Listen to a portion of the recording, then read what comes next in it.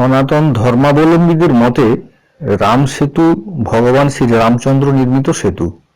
রামায়ণের বর্ণনা অনুযায়ী এটি তিনি লঙ্কা রাজা রাবণ কর্তৃক তার অপহৃতা স্ত্রী সীতাকে উদ্ধারের জন্য বানর সেনাদের সহযোগিতায় নির্মাণ করেছিলেন। এর অবস্থান বর্তমানে তামিলনাড়ুর রামেশ্বরম থেকে শ্রীলঙ্কার তালাইমান্না পর্যন্ত বিস্তৃত। প্রায় 30 কিলোমিটার দীর্ঘ এই সেতুটির অস্তিত্ব বর্তমান কাল পর্যন্ত বিদ্যমান। আশ্চর্যের বিষয় এই যে আমেরিকার মহাকাশ গবেষণা কেন্দ্র নাসা জানিয়েছে যে প্রায় 7000 বছরের পুরনো এই সেতুটি প্রাকৃতিক উপায়ে নির্মিত নয়, কৃত্রিমভাবে, অর্থাৎ কারো দ্বারা নির্মিত। এর ফলে রামায়ণের রাম সেতুর অস্তিত্ব গুরুত্ব সম্পর্কে সনাতনীদের বিশ্বাস আরো দৃঢ় হয়। 2007 সালে ইউপিএ সরকার কর্তৃক সেতু সমুদ্রম প্রকল্পের মাধ্যমে জাহাজ চলাচলের সুবিধার কথা ভেবে সেতুটির কিছুটা অংশের বিলোপ ঘটানোর সিদ্ধান্ত নেয়। তারই প্রতিবাদে সুপ্রাচীন এই ঐতিহ্যকে রক্ষার মানসে সমগ্র ভারতব্যাপী রাম সেতু রক্ষা মঞ্চের মাধ্যমে এই প্রকল্প বন্ধের প্রতিবাদ জানানো হয়। সেই প্রতিবাদ মঞ্চে দাঁড়িয়ে বক্তব্য রাখছেন শ্রী গোপালজি।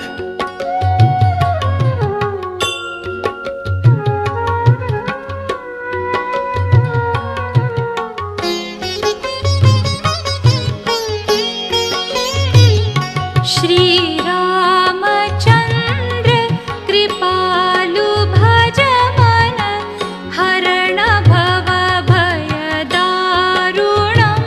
श्रीरामचन्द्र कृपालु भज मन हरण भव भय दारुणम्। नवकञ्ज लोचन कञ्ज मुख कर कञ्ज पद कञ्जारु। আজকের শ্রীরাম কথা এবং রাম সেতু সম্পর্কে আমি দু চার কথা বলব। রামচন্দ্রের কথা আমরা জন্মবেলা থেকে শুনে আসছি। আমরা স্কুল পাঠ্যে পড়ি আর নাই পড়ি, আমাদের দেশের সমস্ত মানুষ রামায়ণের গল্প জানে না, রামায়ণের গল্প শোনেনি এমন বোধহয় কোনো লোক নেই। তাহলে কে এই রামচন্দ্র, যার কথা আমরা বাল্যকাল থেকে শুনে আসছি, বাল্যকাল থেকে জেনে আসছি, আমাদের অন্তরের সঙ্গে সেই শ্রী রামচন্দ্রকে গ্রহণ করে আসছি? তিনি কে? শ্রী বাল্মীকি তার রামায়ণে বলেছেন যে দেবতারা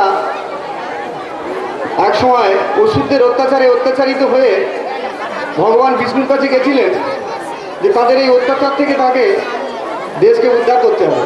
আর সেই উদ্ধার করার জন্যে ভগবান বিষ্ণু অবতার হয়ে পৃথিবীতে অর্থাৎ আমাদের এই ভারত ভূমিতে অবতীর্ণ হয়েছিলেন, এমন তার কথা আমরা রামায়ণে পাই। তাহলে রামচন্দ্র অবতার ছিলেন, রামচন্দ্র অবতার হয়ে এসেছিলেন। তবে তিনি যে অবতার ছিলেন, অবতারের কী বা এমন বৈশিষ্ট্য রয়েছে যে জন্যে আমরা যুগ যুগ ধরে রামচন্দ্র নামক একজন মহাপুরুষকে, একজন মহামানবকে আমরা মেনে আসছি? কি তার বৈশিষ্ট্য, সে বৈশিষ্ট্যের কথা আমরা একটু আলোচনা করলে আমরা বুঝবো যে রামচন্দ্র কেমন মানুষ ছিল। রামায়ণের যে রামচন্দ্র, তার গল্প আমরা জানি যে তিনি গুরুগৃহে বিদ্যা শিক্ষা করার পরে যখন ফিরে এসেছিলেন, ফিরে আসার পরে তার যখন আসনে অর্থাৎ তাকে রাজা আসনে অধিষ্ঠিত করা হবে, এমন সময় ওই যে কুচক্রান্তে তাকে বনে যেতে হয়েছিল 14 বছরের জন্য। এখন রামচন্দ্র যে 14 বছরের জন্য বনে গেলেন, এই যাওয়ার সময় রামায়ণে আমরা যা পাই তাতে দেখা যাবে যে রামচন্দ্রের এটা নিয়ে খুব দুঃখ, শোক, আক্ষেপ ইত্যাদি ছিল, তা কিন্তু ছিল না। পিতৃসত্য পালনটাকে তিনি জীবনের একটা অমোঘ নীতি বলে মেনে নিয়েছিলেন। আর দশরথ তিনি পুত্র শোকে ব্যথিত হয়ে, কাতর হয়ে প্রায় মৃত্যুমুখে পতিত হয়েছিল।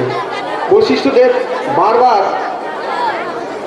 দশরথকে বোঝানোর চেষ্টা করেছিলেন যে রামচন্দ্র এত অল্প বয়সে যদি এতখানি স্থিরতা, ধৈর্য ইত্যাদি ধারণ করতে পারে, তাহলে আপনি রাজা, দেশের পালক, সমস্ত প্রজা আপনার অধীনে, প্রজাদের সমস্ত দেখা ইত্যাদি আপনার ধর্ম, তাহলে আপনি এত ব্যাকুলিত হলে চলবে না। তাহলে রামচন্দ্র এই যে আদর্শ, এই আদর্শ কিন্তু আমাদের জীবনের সঙ্গে যুক্ত আদর্শ। আবার রামচন্দ্র যখন বনে গিয়েছিলেন তখন তার সহধর্মিণী হয়ে সীতাও গিয়েছিলেন, তার সঙ্গে তার ভাই লক্ষ্মণও গিয়েছিলেন তার সঙ্গে, এটা আমরা জানি। কিন্তু রামায়ণের এই যে গল্প, এটা শুধু গল্প কথা নয়, এর সঙ্গে মানুষের জীবনের একটা যোগ আছে। সেটা কি না, রামচন্দ্রের মতো গৃহী, রামচন্দ্রের মতো আদর্শ পুরুষ, রামচন্দ্রের মতো তেজস্বী বীর, রামচন্দ্রের মতো পিতৃভক্ত ভক্তপরায়ণ মানুষ, রামচন্দ্রের মতো ভাতৃভক্তি ইত্যাদি শুধু ভারতভূমিতে নয়, পৃথিবীর ইতিহাসে বিরল। বাঙালি জীবনের সঙ্গে এই রামকথা একাত্ম হয়ে আছে এমনভাবে যে বাঙালির জীবনকে বাদ দিয়ে, এই রামায়ণকে বাদ দিয়ে যেমন ভারতবর্ষের মানুষের জীবনকে ভাবা যায় না, আবার ভারতবর্ষকে বাদ দিয়ে রামায়ণকে ভাবা সম্ভব না। তাহলে রামচন্দ্রের প্রতি তার যে লক্ষ্মণের ভাতৃভক্তি, ভরতের ভাতৃভক্তি ইত্যাদি মানুষ চিরকাল ধরে ভারতবর্ষের মানুষ এটাকে গ্রহণ করে এসেছে। আমরা দেখেছি ব্যক্তিগত জীবনে যে মানুষ যত ধীর, ব্যক্তিগত জীবনে যে মানুষ যতখানি ঈশ্বরের প্রতি ভক্তি, স্থিতধিতা ইত্যাদি রয়েছে, সেই সকল মানুষের ততখানি তার জীবনে উন্নতি, যতখানি তিনি জীবনে প্রতিষ্ঠিত হয়েছে। রামচন্দ্রের আদর্শ মানুষের জীবনের আদর্শ। রামচন্দ্রকে বাদ দিয়ে ভারতবর্ষের মানুষের ধর্মীয় জীবনের, শ্রী রামচন্দ্রের আদর্শকে বাদ দিয়ে হিন্দুদের জীবনের অস্তিত্ব ভাবা যায় না। কারণ এখন বর্তমান দিনে আমরা দেখছি যে মানুষ পরপর ধর্মপথ থেকে সরে যাচ্ছে, রামায়ণের আদর্শ থেকে সরে যাচ্ছে। মানুষের মধ্যে পিতৃভক্তি নেই, মানুষের মধ্যে ধর্মপরায়ণতা নেই, ভাইয়ের সঙ্গে ভাইয়ের যে সম্পর্ক রামায়ণে প্রতিষ্ঠিত হয়েছে তা আমাদের জীবনে নেই। ফলে কিছু যদি না থাকে তাহলে কিন্তু মানুষের জীবনের ধর্মটাও ধীরে ধীরে আমাদের জীবন থেকে লুপ্ত হচ্ছে। রামচন্দ্র সমস্ত ভারতবাসীর, সমস্ত হিন্দু ধর্মের মানুষের জীবনের আদর্শ। তিনি যে শুধু গৃহীদের আদর্শ ছিলেন তা নয়, গৃহীদের আদর্শ তো তিনি ছিলেনই, তিনি ঋষিদের, তিনি মহর্ষিদের, সমস্ত মানুষের তিনি উপাস্য দেবতা রূপে প্রতিহত হয়েছিলেন। সমস্ত গৃহীরা তাকে ভগবান বলে মানুষ। কারণ রামচন্দ্র গৃহী জীবনের যে আদর্শ প্রতিষ্ঠা করেছিলেন, যুগ যুগ ধরে বাঙালি মানুষ সেই আদর্শ মেনে এসেছে। বাঙালি মেয়েদের যে সহনশীলতা তা সীতার আদর্শে প্রতিষ্ঠিত। যে ভাতৃপ্রেম আমরা এতদিন দেখেছি, একান্নবর্তী পরিবার ইত্যাদি যা ছিল আমাদের দেশে, তা কিন্তু রামায়ণের আদর্শে প্রতিষ্ঠিত হয়েছিল। আবার পিতৃভক্তি, মাতৃভক্তি ইত্যাদি আমাদের দেশের মানুষের যা চরিত্র, সমস্ত কিছু কিন্তু রামায়ণকে কেন্দ্র করে। আবার যারা সাধক তারাও শ্রী রামচন্দ্রকে অন্তর্যামী রূপে দেখেছেন, রামকে আত্মারাম রূপে ভেবেছেন। সেখানেও তারা শ্রীরামচন্দ্রকে এমন করে নিয়েছেন যে শ্রীরামচন্দ্রকে পেতে গেলে আত্মার যে সাধনা দরকার, যে আত্মকর্মের দ্বারা ভগবানকে লাভ করা যায়, সেই আত্মকর্ম করতে গেলে রাবণরূপী বহু অসুর আমাদেরকে প্রতিহত করে, আমাদের জীবন পথে চলায় বাধা সৃষ্টি করে। সমস্ত বাধাকে ধীরে ধীরে দূর করতে পারলে তবে সীতারূপী শান্তি চিরকালের জন্য মানুষের জীবনে প্রতিষ্ঠিত হয়। ফলে তারা বাস্তব জীবনে একাত্ম হয়ে রামচন্দ্রের যে ধ্যান, রামচন্দ্রের জ্ঞান তাকে আপন করে নিয়েছেন। এই কারণেই যে তাকে পেতে হলে মানুষের জীবনের আসরিক শক্তিকে দমন না করেছিলেন। সেই সেতু রামচন্দ্র যেমন আমাদের জীবনের সঙ্গে একাত্ম, রামচন্দ্রের সৃষ্ট সেই ঐতিহ্য মণ্ডিত সেতুও আমাদের সঙ্গে একাত্ম। আমরা রামচন্দ্রকে যেমন ভুলে যেতে পারি না, তেমনি তার সৃষ্ট সেতুকে আমরা কোনোভাবেই আমাদের জীবন থেকে মুছে ফেলতে পারি না। ফলে সেটা আজকে নষ্ট করে দেওয়ার জন্য যে চক্রান্ত চলছে, যে চিন্তাভাবনা চলছে, তাকে ব্যর্থ করতে হবে।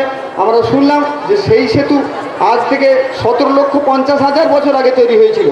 17,50,000 বছর আগে যে সেতু তৈরি হয়েছিল, কোন অদৃশ্য ক্ষমতা সেটা আজও পর্যন্ত টিকে আছে। মানুষের সৃষ্টি এমন কোনো ইতিহাস আজ পর্যন্ত পৃথিবীতে খুঁজে পাওয়া যায় না যা নাকি এতদিন ধরে অস্তিত্ব নিয়ে, ঐতিহ্য নিয়ে টিকে আছে। ভগবান শ্রীরামের অস্তিত্ব নিয়ে টিকে আছে এই কারণেই যে তিনি ভগবান ছিলেন বলে, আর তার ঐশ্বরিক সত্তা তার সঙ্গে যুক্ত হয়েছিল বলে। আমরা রামচন্দ্রের কথা বলতে গিয়ে বাল্মীকির একটা কথা আমাদের মনে আসে, বাল্মীকি বলেছিলেন যে যাবৎ তাশ্বন্তি গিরয় সরিতশ্চ মহিতলে তাবৎ রামায়ণ কথা লোকেষু প্রচরিষ্যতি। অর্থাৎ যতদিন পর্যন্ত এই গিরি পর্বত ইত্যাদি থাকবে, এই পৃথিবী থাকবে, ততদিন পর্যন্ত রামায়ণ কথা মানুষের মধ্যে প্রচারিত থাকবে। আর রামায়ণ কথা যেহেতু থাকবে, শ্রীরামচন্দ্র আত্মা রামরূপে আমাদের অন্তরে বিরাজিত থাকবেন, সেই জন্যে রামের সেই স্মৃতিমণ্ডিত সেতু রক্ষা করার দায়িত্ব আমাদের সবার। শ্রদ্ধা এবং অভিবাদন জানিয়ে আমার বক্তব্য শেষ করলাম। নমস্কার।